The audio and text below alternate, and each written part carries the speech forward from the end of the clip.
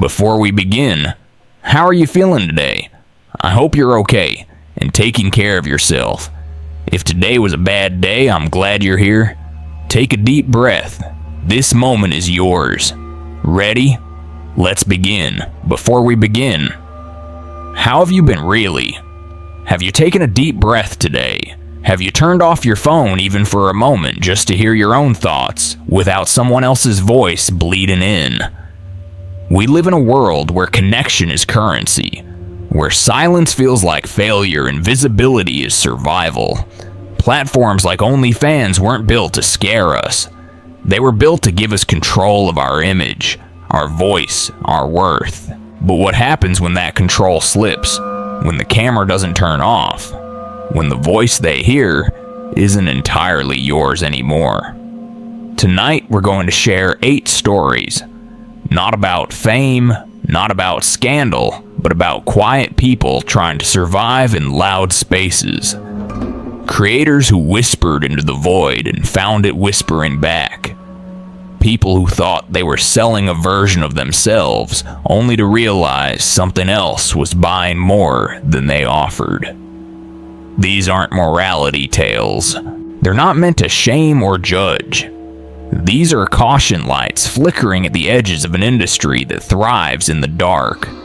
And if you're someone who's ever felt the pressure to be seen, to be followed, to perform, then you may see yourself in these stories too. So turn down the lights, close every other tab, and listen carefully. Because what you give away online may not come back the same. We begin where many stories do, in a city with old walls and older ghosts. A creator who just wanted to help others sleep until she whispered the wrong name. Story 1. You called them. They answered. The first time I heard a voice that wasn't mine whisper through my headphones, I told myself it was feedback. Static from the pipes, maybe, or the neighbor downstairs watching something loud. But when I played the stream back there, it was again clear layered beneath my voice, saying a name I didn't recognize. I remember pausing the clip, rewinding it 3 times, then sitting in silence with my headphones on, listening to myself speak softly about sleep and breath and peace, while something else repeated a name, Eloise, again and again, like it was trying to remind me of someone I never met. I came to New Orleans for quiet. I know how strange that sounds, but if you've ever been here, really been here, you know what I mean? This city breathes through its walls. The air smells like old rain and forgotten music. Doors creak as if they've opened before. Stories aren't just told, they wait in corners, pulsing. I rented a 2-story place in the French Quarter with Camille, someone I met in a creator forum. She was tall, pale, always in black. She moved like a shadow that hadn't decided where to fall. We got along because we understood silence, not absence, but presence. She filmed low-light body art. I whispered into expensive microphones. We both lived in the in-between. At first, my OnlyFans content was simple. Soft whispers, candlelight, ASMR affirmations for people who couldn't sleep. I wore oversized sweaters, read poetry, tapped gently on wooden bowls. It wasn't explicit. I wasn't selling my body. I was selling comfort. I told myself it was healing for them and for me, but the audience grew fast. And then came the requests. Not for nudity, but for rituals. Whisper the name you fear. Place a mirror beside you. Draw a salt circle and read Psalm 6 backwards. At first, I ignored them. Then late one night, Camille looked up from her sketch pad and said, "You should try it. They want something real." So I did. It started with black candles. Then came bowls of ash. Camille gave me props. She called them objects of intention, chicken bones from the butcher stones from her collection, a mask she said she got in Morocco but never wore. I began to set up differently. The attic became our new studio. Dusty floorboards, one small window, exposed beams. It felt like a theater waiting for its final act. I lit the candles, dressed in white for contrast, and I whispered names. Not mine. Names sent by subscribers. Names I'd never heard, some ancient, some strangely familiar, and something shifted. Not in the air, in me. Like the voice I used wasn't mine anymore, but something else using my mouth. After that, I started losing time. I'd schedule a live stream at midnight and wake up at 4 a.m. without memory. My account would show a new video perfectly edited. My tip jar overflowed. Comments praised the rawness, the truth that felt ancient. You touched something tonight. Say your name again. In one video, I noticed my reflection blinked a second too late. In another, a shadow moved in the background, but the candles didn't flicker. I asked Camille if she noticed anything strange. She smiled without teeth and said, "They're watching now." You opened the door. I locked the attic after that. Tried going back to poetry and rainfall loops, but my account kept posting. At 2:13 a.m., a new stream would begin. Always the attic. Always me, eyes closed, whispering names in a tongue I didn't know. My voice moved ahead of the sound. In one clip, a viewer commented, "Who's standing behind you?" I couldn't look. I couldn't. I confronted Camille. Asked her if she was scheduling the post tampering with my equipment. She didn't deny it. She just said, "You don't stop a current, you follow it, or it drowns you." That night I packed everything, left the candles, the camera, the bowls. The house felt wrong, like it had grown around me instead of the other way. The floorboards didn't creak the same.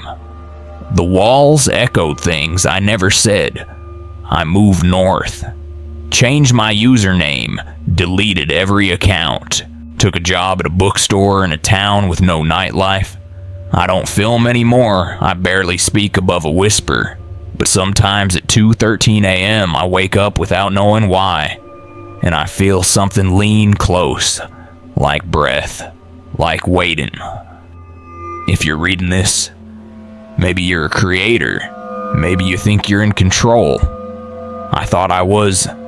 I thought comfort couldn't hurt anyone, but some rituals aren't meant to be performed for strangers. Some names shouldn't be spoken, especially not on camera, especially not for money. There's a difference between attention and permission. One flatters you, the other opens something. If you ever feel the urge to give more of yourself than you should, stop. Keep a part of you quiet, untouched, sacred.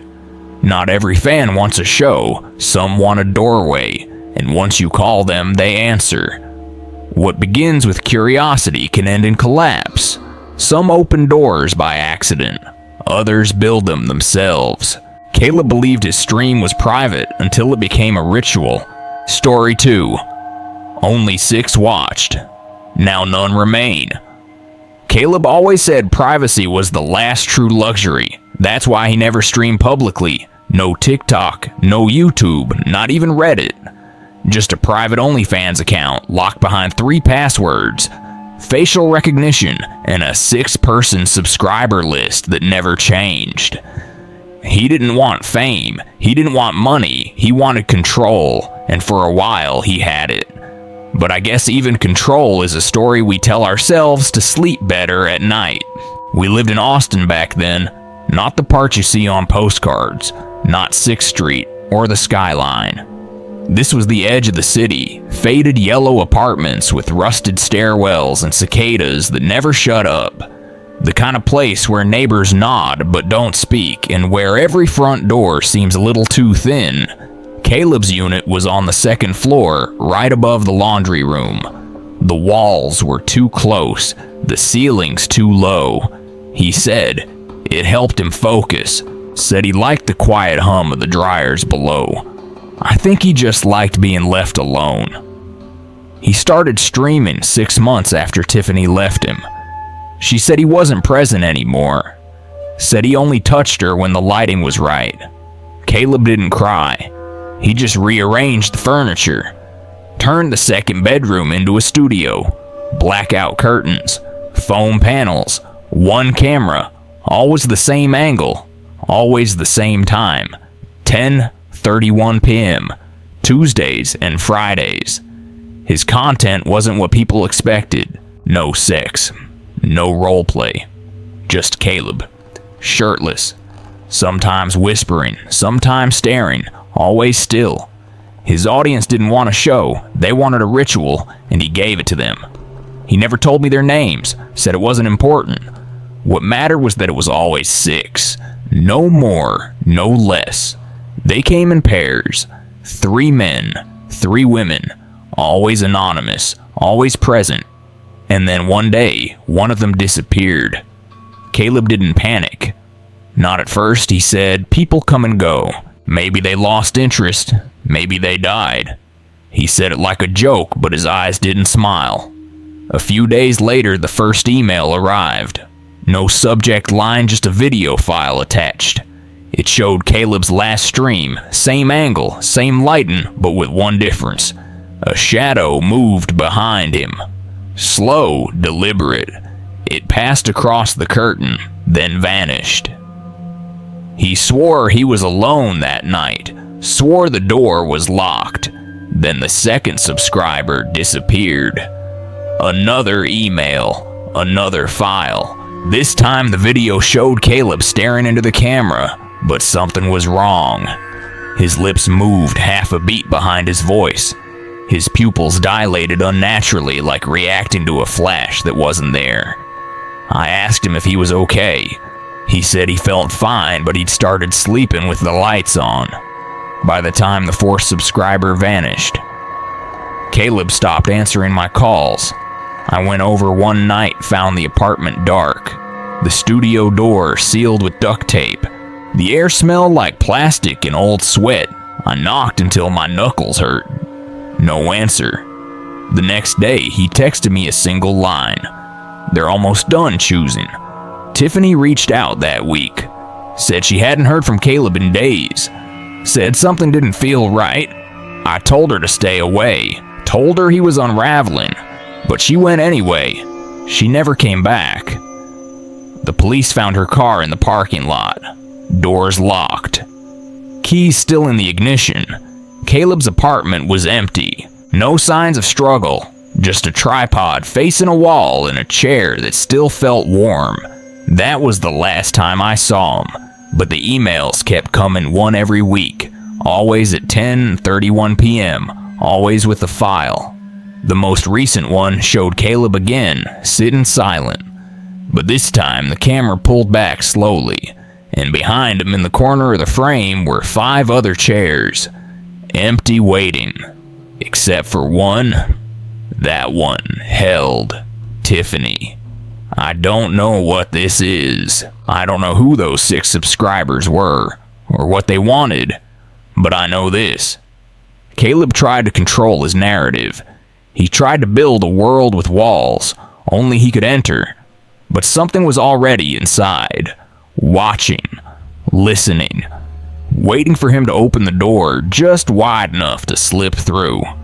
And when he did, it didn't take the whole world. It only needed 6. If you're building something private, thinking you're safe because the crowd is small, remember that intimacy can be more dangerous than fame. Not everyone watching wants to be seen. Some want to be let in. And once they are, they don't always leave. You think you're curating your audience, but sometimes your audience curates you.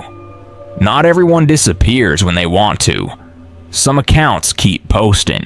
Some identities keep living long after the person behind them tries to walk away. Story 3.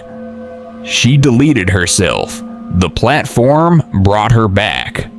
The day Isabella decided to leave Onlyfans, it was raining in Cleveland. That kind of flat gray rain that clings to everything and makes the air taste like metal. The studio she had rented a 4th floor unit in a converted textile warehouse on the east side felt colder than usual. The brick walls were damp. The lights buzzed softly. She told herself this would be the last time. One final click. One clean goodbye. She didn't want to disappear. She just didn't want to be watched anymore. She'd started the account out of necessity like most people do. Rent was rising. The bar she worked at cut her hours. Modeling gigs had dried up. Onlyfans seemed safer than what some of her friends were doing. At first it was tasteful. Styled shoots, voiceovers, aesthetic videos with long gazes and soft music.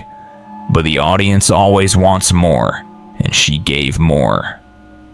Little by little, a shoulder, a sigh, a nightgown that slipped too easily.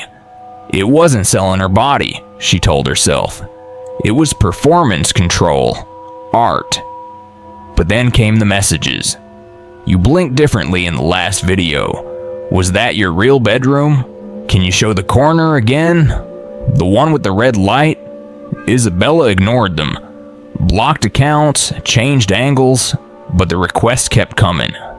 People were noticing things she hadn't. Background shifts, shadows, an extra reflection in the glass. She thought maybe she was tired, burnt out. Too many sleepless nights, editing, curating, sculpting herself into something clickable. So she took a break, scheduled her goodbye post, wrote a caption that felt final, a quiet thank you. She deleted the content, cleared the drafts, signed out. But 2 days later, her profile was active again. She woke to a message from Rico, her part-time photographer. "You're back?" he asked. She told him no. He sent her a screenshot. It was her page, same banner, same username, same number of followers. But now new uploads were appearing, not just old clips. New ones from her studio, from angles she'd never used. One video showed her brushing her hair, humming a song she didn't recognize. Another had her walking slowly across the room, barefoot, staring directly into the lens. She hadn't filmed anything. Isabella logged in, half expecting it to be a hack. But everything looked normal. No password changes. No unfamiliar IPs. The dashboard felt too familiar. Intact. Like it had been waiting for her, a new notification appeared mid-screen. Your audience missed you. She sat there for an hour, not moving. The last time she had streamed, she remembered unplugging every light. The video she just saw showed the lights on. That night, she went to the studio with Rico. The building groaned like it was remembering something. They walked the narrow halls, past locked doors and faded murals. The unit looked untouched, but the air felt wrong. Stale warm. The blackout curtains were open. Her camera sat on the tripod. Red light blinking as if recording. Rico checked the card. Empty. He scanned the room, then his face went pale. He pointed to the far corner where the walls met beneath the window. "That's where she's standing," he said. Isabella turned slowly. No one was there, but in the new video from that morning, a figure had stood there, barely visible, half in shadow. It wasn't her, but it had her height, her hair, her posture, a version of her but slightly wrong. She moved out the next day, left the equipment, changed her name. She deleted the account again, submitted a formal request to the platform, wrote to customer support. They confirmed it was removed. 3 nights later, the uploads returned. This time, the videos were darker, more intimate. Her eyes stayed open longer. Her smile held too long. One clip had her whispering words. She couldn't place low, broken phrases in what sounded like Latin Rico called her in the middle of the night. Voice shaking. He said he'd seen her video autoplay in his feed. Said he saw her mouth moving, but the voice didn't match. Said it sounded like something crawling. She tried to contact the platform again. No response. Her IP was blacklisted. Her name began showing up in tags she never used. Isabella, Rail, Still, herself. She sees you. The page was uploaded nightly now, sometimes at 3:33 a.m., always with the same lighting, the same clothes she'd packed away, the same expression she didn't remember practicing. One afternoon, she passed a cafe in Lakewood and saw herself on someone's phone. Not a look-alike. Her same studio, same voice. The girl behind the counter smiled. "You're her?" she said. "Your streams feel different, like they're not acting." Isabella nodded left without answering. She didn't remember recording anything that felt like truth. She stopped sleeping. Mirrors became things to avoid. Her reflection didn't blink on time. She began to feel lag in her own gestures, like someone else was choosing which way to tilt her head. In one moment of clarity, she went back to the studio. It smelled like dust and static. The chair in the center still had the outline of her shape. She stared into the lens. One last time, the red light turned on by itself. That was the last anyone heard from her, but the page continues. It posts every night, new content, new messages. Sometimes the viewers swear they can hear whispers behind the audio.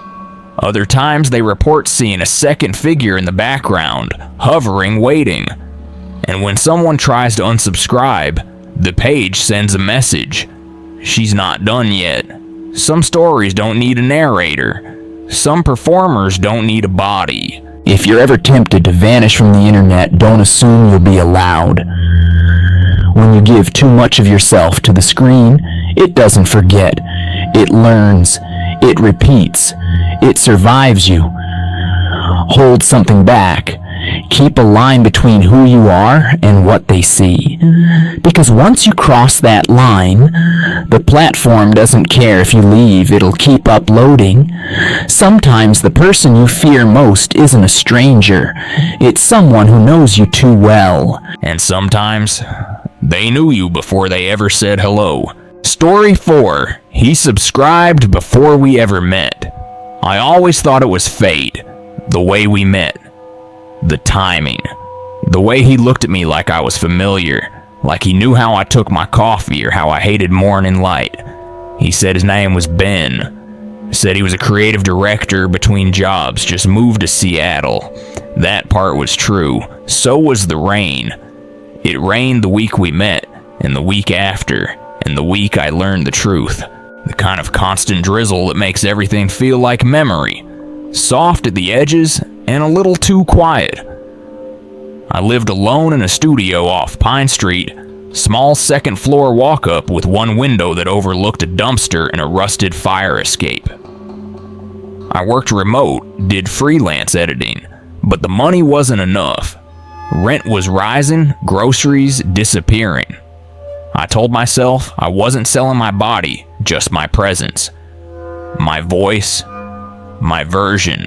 Onlyfans was the one thing I could control, or at least pretend to. I never used my real name, never showed my full face. It was all angles, shadows, whispers, soft moans with headphones on, nothing violent, nothing explicit.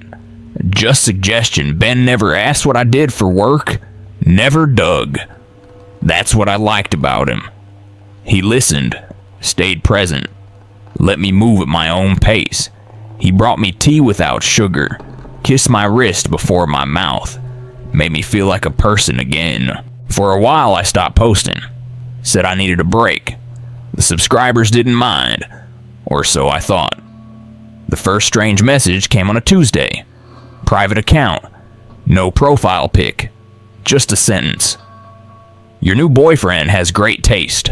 I blocked it, figured it was spam. Then came the next one, and the next. Each one with more detail, what Ben wore that morning, what he said when he kissed my shoulder, what he whispered before falling asleep. Things I never posted, things I never told anyone. I confronted him in a quiet way, asked how he found me. He looked confused, said he didn't understand that he didn't even use social media, that maybe someone was following me. I believed him. I wanted to believe him. because the alternative meant something darker. Something watching me, not just through a screen, but through a life I hadn't agreed to share. Then I found the folder. It was on his hard drive, labeled archived, hundreds of clips, screenshots, audio files, all from my page. For months before we met, some private streams, some never posted footage from angles I never recorded, my face in stillness, my voice in loops. In one clip, I looked directly into the camera and whispered his name. Before I ever knew it, before he told me, my chest collapsed into itself, a quiet cracking. He hadn't just found me, he had studied me, memorized me, subscribed to me long before our first hello, and worse, he had become exactly who I would fall for, like he'd rehearsed, like I'd been cast. I left that night, took nothing but a jacket and a hard drive, checked into a motel by the freeway. The rain followed me there too. I didn't cry, I didn't scream. I just lay on the floor and let the weight settle. The next morning, my account was live. Again, I had deleted it 2 weeks earlier, had requested full erasure, had signed the forms, but there it was, active streaming, a new video titled, "You'll Come Back to Me." It showed my studio, my sheets, my gestures, a voice like mine, whispering phrases I hadn't written. Then it said, "I forgive you." I slammed the laptop shut, disconnected everything, but it didn't stop. The messages kept coming. Not from him, from the account. "We miss you. You're not her anymore. Come home." I tried to scrub my presence, took down photos, changed my name, but every time I passed a screen at a coffee shop, a library, an airport, I saw her. My version. The one he fell in love with. Still streaming, still smiling. Ben never contacted me again. He didn't need to. The platform did the rest. It knew who I had been, who I had tried to be, and it was enough to build a ghost. A digital echo that wore my breath, my movements, my words. And unlike me, she never said no. If you think you're the one curating what they see, you're wrong. Sometimes they're curating you, subscribing to your habits, memorizing your pauses, building you into something more predictable, more desirable, more willing. And if you ever meet someone who knows you too well, ask yourself why. When your voice becomes a product, silence feels like freedom. But for Harper, silence became the opening for something else to start speaking. Story 5. She was silent, but the stream still spoke. Harper had a voice people paid to fall asleep to. That's how it started. Her Onlyfans wasn't built on image. It was built on sound, breath, whispers, taps, the brushing of linen against skin. She didn't show her face at first, just hands, hair. The curve of her shoulder caught in candlelight. It was enough. Her followers grew fast. They said she made them feel safe. She said barely anything at all. She lived alone in a ground floor apartment in Minneapolis right near the freight line. Every night the trains passed by just far enough to rattle the windows, just close enough to make you wonder if you heard something behind the rumble. The building was old, converted from a bakery into low-rent studios. Thin walls, aging pipes. Harper liked the imperfections. She said the sounds made her feel like she wasn't truly alone. She'd started her account during lockdown, not out of desperation, but isolation. She missed being heard, missed the weight of someone listening. So she gave her voice to strangers, guided meditations, nighttime rambles, soft affirmations spoken through silk filters. She had routines, lemon tea with honey, a throat warm-up, a handwritten list of phrases taped to her ring light.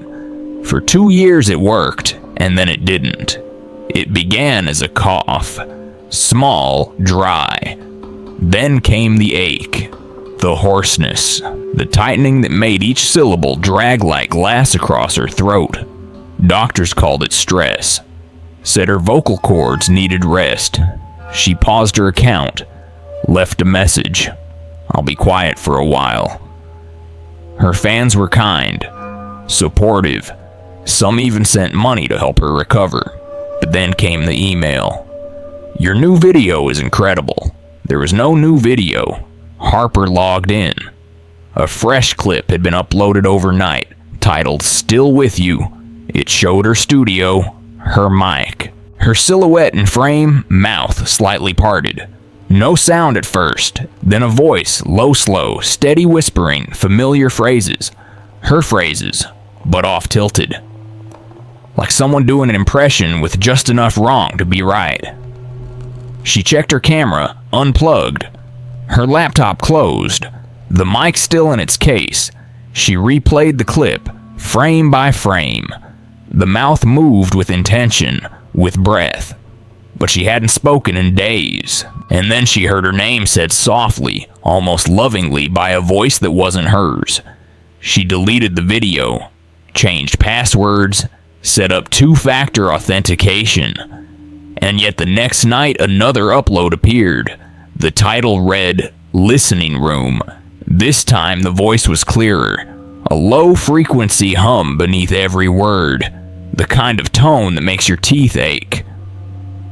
The screen stayed still, just her empty chair, but the whispers moved, crawled. Her inbox flooded.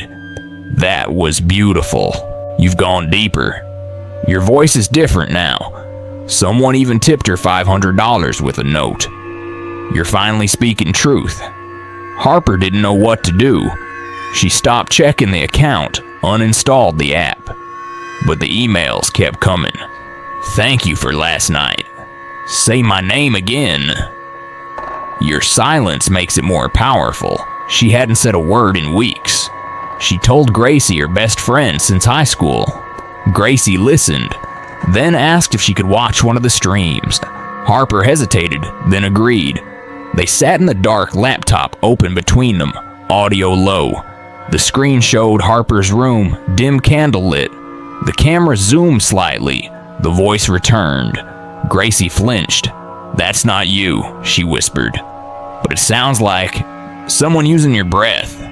Harper shook. The next day she tried to record herself speaking. Nothing came out, not even a rasp. But when she plugged in her mic and opened the recording software, the waveforms moved soft peaks and valleys, as if something was speaking somewhere inside the frequency range. She listened back. The words were unintelligible, wet wrong, but layered within the static was something unmistakable, the sound of a train. She moved out the following week, left the apartment, the mic, the account. She stayed with Gracie in a duplex near Powderhorn Park. Quieter, warmer. No trains. She slept in short bursts, always waking at 3:11 a.m., the timestamp on the last stream she never recorded. Months passed. Harper stayed offline, found a new job, shelving books at a small used shop in St. Paul. She started humming again, softly, carefully. The voice never fully returned, but the silence no longer pressed so hard. Then one afternoon, she walked into a coffee shop. Behind the counter, a playlist played from someone's phone. Chill, ambient, lo-fi. And then unmistakably, her voice. Not the one she used to have. The new one. The wrong one. Saying her name. She backed out. Didn't buy anything. Didn't say a word. But for the rest of that week, she heard the voice in every silence. The train that didn't pass. The breath that wasn't hers. She never logged in again, but the account's still active, still uploading. If you give your voice away long enough, it might not come back the same. And if you stop speaking, make sure you know who or what is still talking in your place. In front of the camera, we become who we choose to be, but mirrors don't lie. And when one reflection becomes three, not everyone in the room is alive. Story 6. There were 3 reflections, but only 2 people. Phoenix is a city of angles. Sunlight slices across stucco walls, flat roofs, and parched sidewalks like a scalpel. There's no softness here, no fog or drizzle to hide behind. Only brightness and heat and shadows that stretch longer than they should. It's the kind of place where everything looks too sharp, too defined, like it's been drawn in ink and left under a magnifying glass. That's what made it perfect for Serafina. She wasn't born here. She came from Chicago, but Phoenix gave her something else. A backdrop that made her look unreal. Her skin glowed against the dry air. Her dark eyes swallowed the sun. She was a creator, not an influencer, not a cam girl. She said she was building experiential horror, and Onlyfans was just the medium. Her page was a blend of ritual costume and skin. She played with power, with control, with masks. Always masks. I was just the makeup artist. She hired me through a mutual friend. Said she needed someone who could handle prosthetics and sweat. Someone who wouldn't flinch if the looks got intense. Her rental was a Spanish-style home on the north edge of the city. White arches, terracotta tiles, 3 full-length mirrors in the master bedroom. She had blackout curtains nailed to the ceiling. Candles arranged in semicircles and wires taped across every wall. Every inch of it was a stage. We worked in silence mostly. I'd paint her skin apply symbols, blend bruises. She designed herself. She wanted to look like she'd been through something. Sometimes she'd whisper into the mic while I worked slow chants. Nonsense, words humming that didn't feel like music. Her subscribers adored it. They said she made them feel afraid in a way that felt safe. They said she helped them sleep. It was on the 4th shoot that I noticed the reflection. I was adjusting her hair, brushing powder from her collarbone, and glanced at the mirror in front of us. There was me bent slightly, Serafina, upright eyes closed, and someone else off to the side. Barely visible, the curve of a shoulder, hair like hers, but different.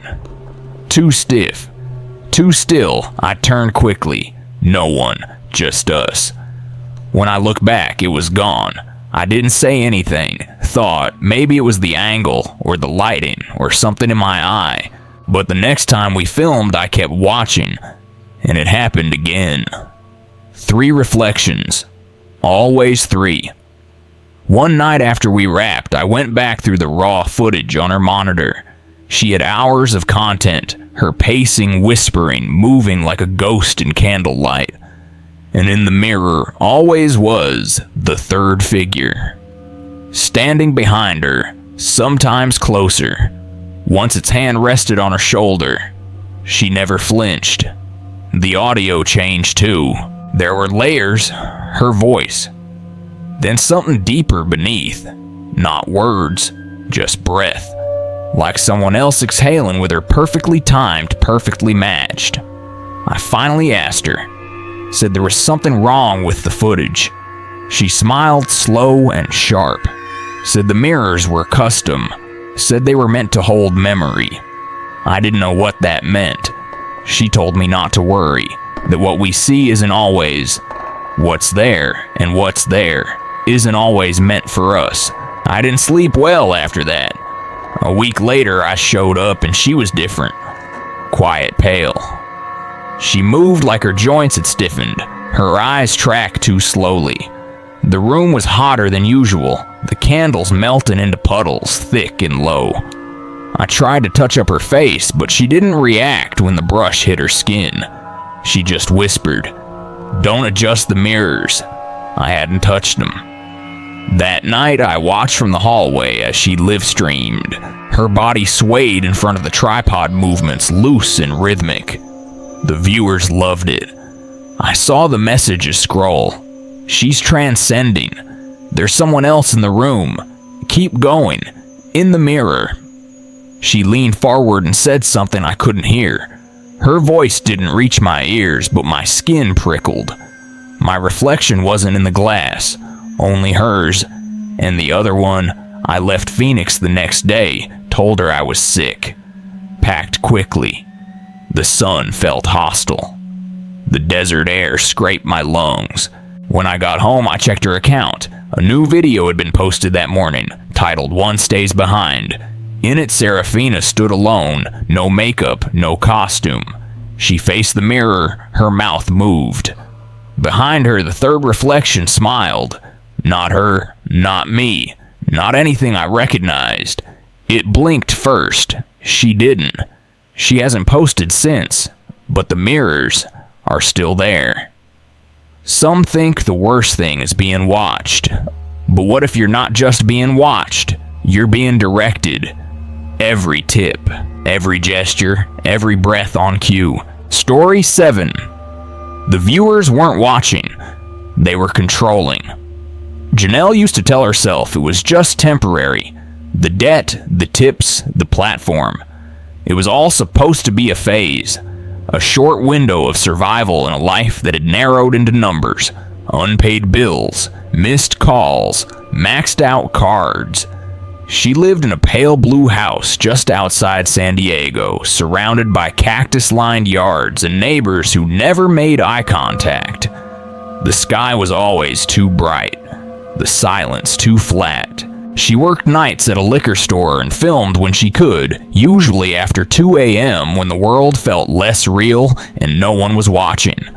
Except, of course, someone always was. Her content was quiet, mundane. That's how it started. Folding laundry, making tea, whispering about her day in a voice barely above a hum. She didn't sell fantasies, she offered routine predictability. She called her account Still Human. It was an inside joke she didn't explain. People seemed to like it. You feel real, they wrote. It's like I'm living with you. Then came the first request. Just drink orange juice while sitting cross-legged. Don't speak. The tip was $120. She thought it was strange but harmless. Easy money. The next day a new message appeared. Put on a green shirt. Sit at the window. Look left every 30 seconds. $300. Janelle didn't ask why. She needed the rent. The request grew more specific. Eat toast, but burn the edges. Touch your left ear after every sentence. Open the door at exactly 3:12 a.m., then close it again. Sometimes she'd forget, mess up the timing, miss a beat, and when she did, her tips dropped. Comments dried up. Silence settled like a reprimand. She told herself it was still hers, her space, her voice. But the messages changed. Yesterday's timing was wrong. Please correct. You left out the last step. You were supposed to hesitate before sitting. It wasn't just observation anymore. It was orchestration. One night she received a message without a tip. No username, no icon, just words. The boy across the street will fall off his bike at 3:47. Watch from the kitchen. She almost ignored it, but at 3:47 something made her look, and there he was. Small, helmeted, tumbling. Not hard, not bloody, but real, specific. She felt a chill crawl under her skin and settle behind her ribs. The request changed again. Place a red object in your left hand. Say, I remember before drinking anything. Write the word follow on your mirror in Steam. Some asked her to describe her dreams, but she hadn't been dreaming lately. Sleep came in thin layers, never deep enough to hold images. Then one morning, she woke up with a bruise on her shoulder, circular pale. She checked her stream from the night before. It showed her sleeping. Still breath, shallow. And then, at 4:11 a.m., her body sat up. Eyes closed, lips moving.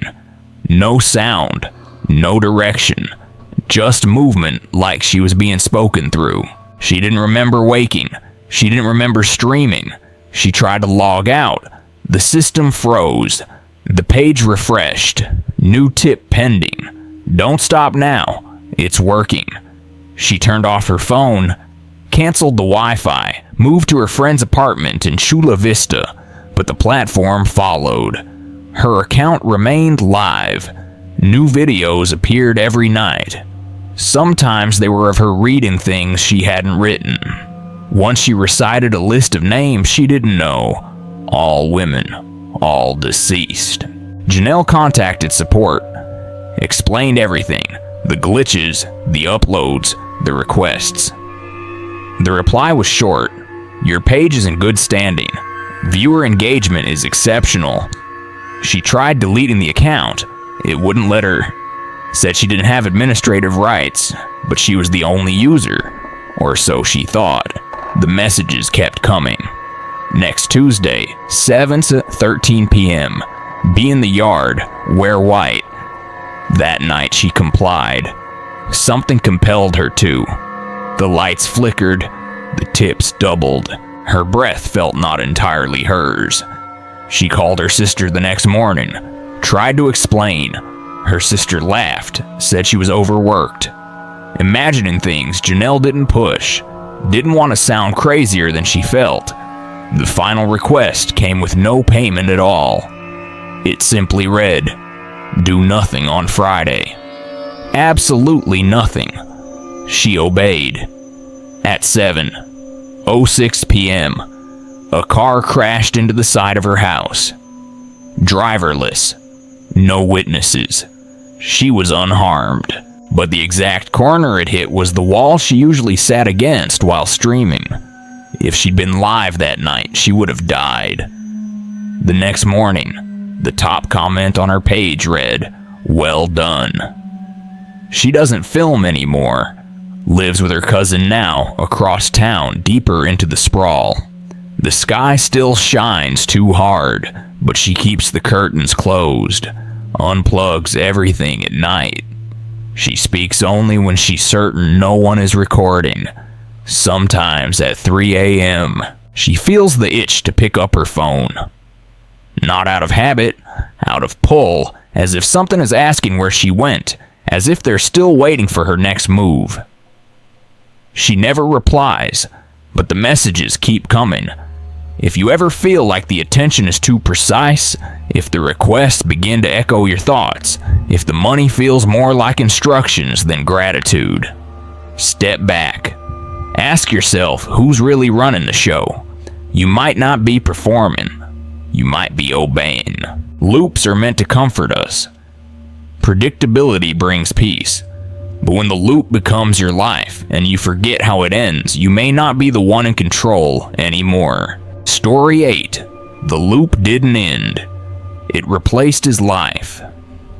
Will always said the key to engagement was repetition. Repetition that didn't feel repeated. Loop content, that was the term he used. Seamless hypnotic. A stream that could fold back into itself without anyone noticing where it ended or began. It wasn't about tricks. It was about precision. About holding attention so gently, so perfectly that no one ever looked away. He lived in Denver in one of those industrial-style studios with exposed pipes and polished concrete floors. The kind of place people rented more for its look than its warmth. Big windows, high ceilings, cold light. His furniture was minimal, a mattress on a platform, a steel desk tripods in every corner. The walls were mostly bare except for acoustic panels and blackout curtains. It looked like a set because it was one Will filmed everything. Not just the performance, the breathing, the undressing, the soft gestures, but the in-between. Pouring coffee, scratching his shoulder, reading with one leg crossed. He was obsessed with capturing natural movement only to edit it until it looked manufactured. The illusion of spontaneity, he said, was the most labor-intensive thing in the world. He worked alone. Always had. His account was popular but not viral. That's how he liked it. A manageable following, devoted, consistent. He didn't show his face much. His content wasn't about identity. It was about rhythm, safety and repetition, comfort and control. Then one day, he decided to build the perfect loop. A clip so smooth it couldn't be seen for what it was.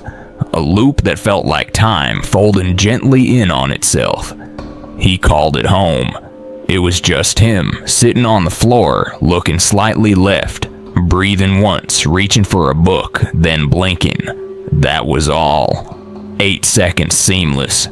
He spent weeks on it, adjusting frame rates, smoothing eye movement, syncing breath with ambient noise. When it was done, he uploaded it without a caption. No tags, just the video. It exploded. Comments poured in. This feels eternal. I watched it for an hour without realizing. I don't know where it ends. People clipped it, shared it. Some turned it into backgrounds. Some projected it onto walls. Will smiled. Not out of pride, but relief.